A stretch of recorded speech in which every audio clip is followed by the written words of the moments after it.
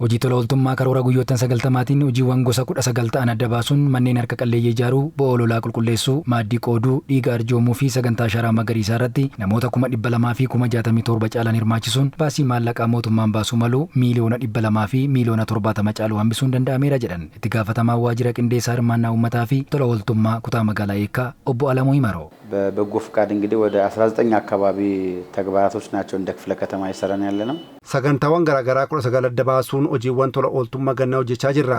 Hojiiwwan adda ba'anii hojjetamaa jiran hundarratti hanga har'aatti hawaasni 200,000 fi 67 hirmaachisuun baasii mootummaan baasuu malu maallaqa miiliyoona 200 fi miiliyoona 70 hambisuun danda'ameera.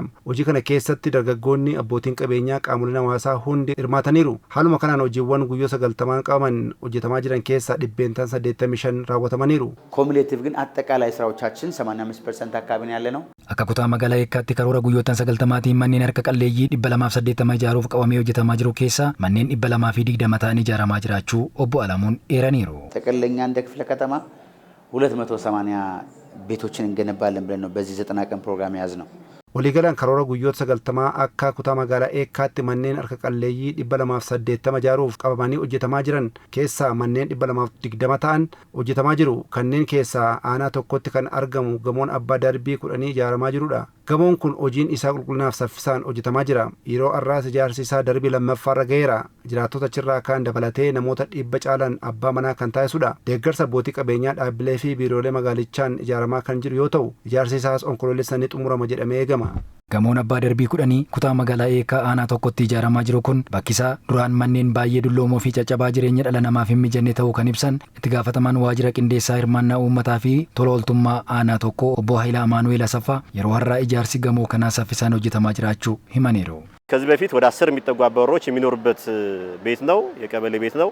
ለመኖር ምቹ ያልነበረ እጅግ ደካማ የሆኑ ቤቶች የነበሩበትን ቤት bakka kana duraan abbootii warraa 10 ta'antu keessa jiraachaa ture. Manneen baay'ee dulloomoo fi caccabaa keessa jiraachuuf kan hin mijanne turan. Har'a garuu gamoo ammayyaa baay'ee bareedutu karaa saffisa qabuun hojjetamaa jira. Akkuma xumurameen jiraattonni bakka da'oo yeroof keessa buufatan keessaa mana sadarkaa isaa eeggatee ijaaramaa jiru kanatti kan dhufan ta'a. Namoota manni ijaaramaa jiruu fi hawaasa naannoo dubbisneen haalli duraan keessa turan namaaf miti bineensaaf illee mijataa kan hin taane ta'uu himanii xiyyeeffannoo mootummaan hawaasa giddu galeessa godhachuun magaalaa guddisaa jiru dinqisiifataniiru. የምንኖርበት ኑሮ እንኳንስ ለሌላው ሰው ለኛ በቃ እስከሚዘገነን ነበር የምንኖረው።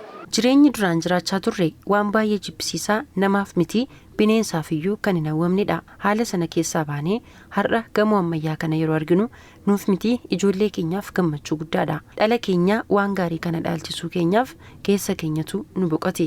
Bakkeen kun jireenya baay'ee namatti mijaa'amuuti. Mana oggaa meeqa ture, qorqorroon an tortore, bishaan irratti yaasaa jireenya mijaa'an hin taane rakkinaaf as ta'an malee baay'ee namatti hin tolu. Mootummaan kun nama qabateeti namoota wajjin magaala ishee guddisaa jira.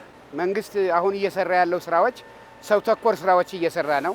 mootummaan hojii namoomaa irratti xiyyeeffatee bal'inaan hojjechaa jira. Harka qalleeyyii fi qaama miidhamtoota manneen gandaa dullooman keessatti kufan lafaa kaasee manneen ammayyaatti isaan galchaa jira. Kanaanis hojii rakkoo mana jireenyaa jiraattotaa furan hedduutu hojjetamaa jira. Kun cimee itti fufuu qaba.